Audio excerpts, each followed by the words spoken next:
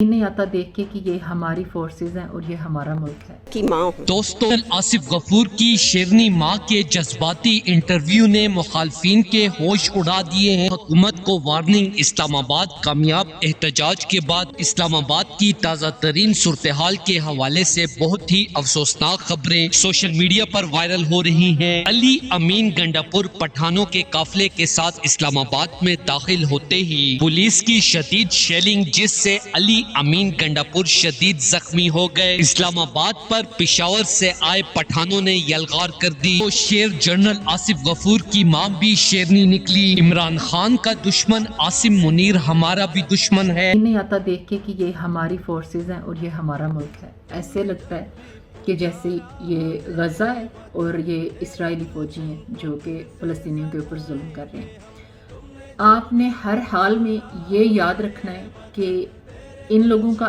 M है कि हम लोग अपने मुल्क के ऊपर गिव अप कर दें, सारी उम्मीद ख़त्म कर दें और इनका तसल्लुत जो है वो कायम रहे। और आगे से जो इन्होंने एक पंजाब में सिंध में जो लीडर अपनी तरफ से सो कॉल्ड तैयार किए हैं, हम लोग बस सबमिट कर दें उनके सामने। ये चाहते हैं, वो हमने नहीं करना। हमने इंशाल्लाह इंसाफ के ऊपर मबनी पाकिस्तान बना के रहना है इंशाल्लाह। खान की क़यादत में जरताज गुल ने भी भरपूर सपोर्ट किया। दोस्तों, आसिफ गफूर की शेरनी माँ की तलबा के साथ वीडियो से ये जाहिर होता है जो इमरान खान की रिहाई के लिए डट के खड़े हो जाते हैं वो गिरफ्तारियों से भी नहीं घबराते। जो खान के साथ खड़े हैं वो आखिरी सांस तक खड़े रहेंगे। शेरनी माँ ने सोशल मीडिया पर कहा कि जब से इमरान खान को गिरफ्तार किया गया है तब से एक दिन भी मैं चैन से सो नहीं पाई हूँ और जालिमों के हक में रात दिन अल्लाह से दुआएं मांग रही हूँ।